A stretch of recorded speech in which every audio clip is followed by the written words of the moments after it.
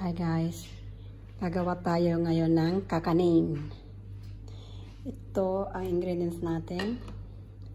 3½ cup of glutinous rice, 1 cup of rice flour, and 1 can of coconut milk, and 1 cup of coconut palm sugar. Then drop of vanilla extract and pinch of salt. Yan lang ang magsama-sama sa kakanin na gagawin natin. So, okay. So, start natin gumawa. I-mix natin ito sa flour.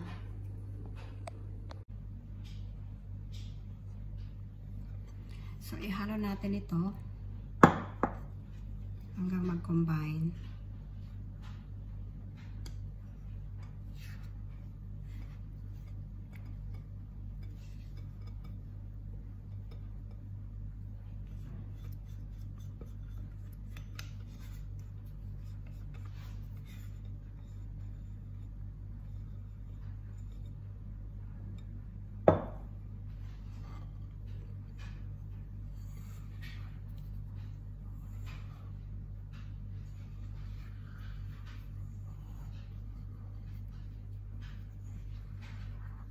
Tinsya na kayo, nahawakan ko kasi sira yung hawakan ng telephone, camera ko.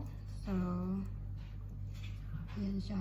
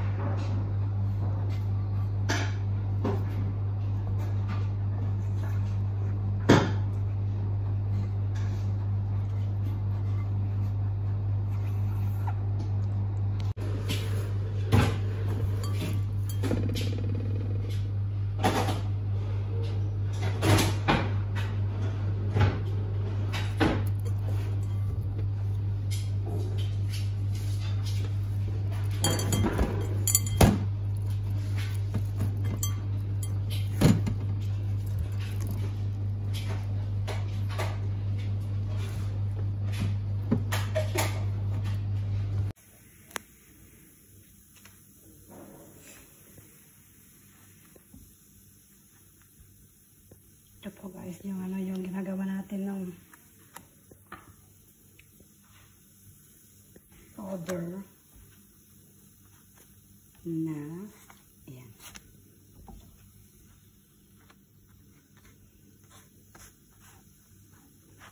Ito yung sticky rice.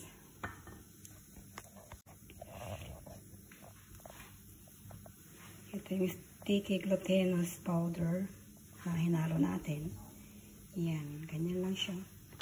Ilagay ko lang dito sa ayan, sa pot, frying pan. Yan siya, pwede na yan. Konting oil lang para hindi siya dumikit.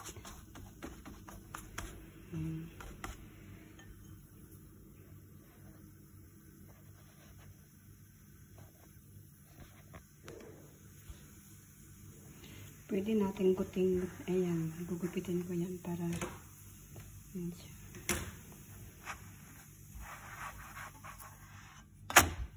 Oo, yan, ganda. Walang oil yan, konti lang yung sawok para hindi siya dumikit. Yan. Ito, okay na, ready na to. Okay guys, thank you for watching. Masarap ito. Niluluto ko lang iba yun. O yan.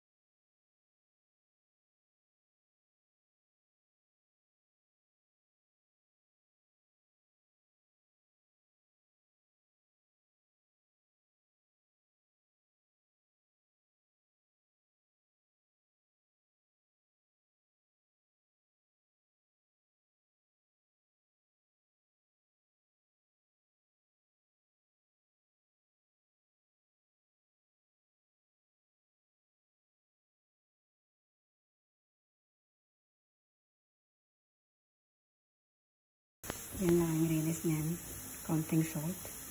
And also drop of vanilla essence. Yan. Madaling gawin lang to. Pwede nyo ito, kahit ikip nyo sa fridge ito ng 1-2 araw, pwede nyo lutuin after ng mga 2-3 days yan. Ikip yun sa fridge. Para fresh na araw-araw kung gusto nyo magawa nyo ng paunti-unti. Tama lang sa isang araw na kainin nyo. Yan, pwede mo ikip sa fridge. Lagay lang sa plastic to, ziplock.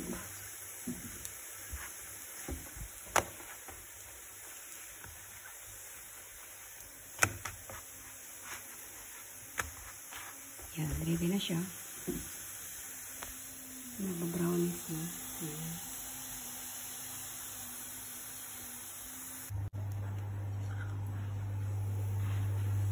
Yan, ginawa kong rectangle. Yan. Yung malaki ito. So, ito naman ay ready na siya.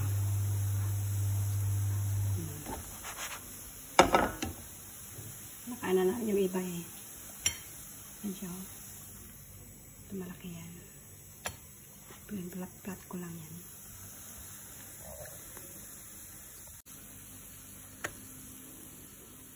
Test na natin sa buka.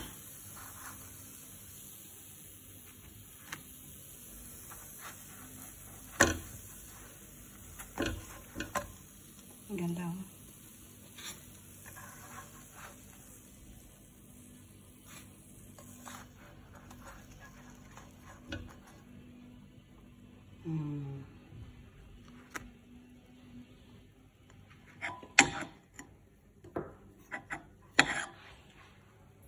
Okay.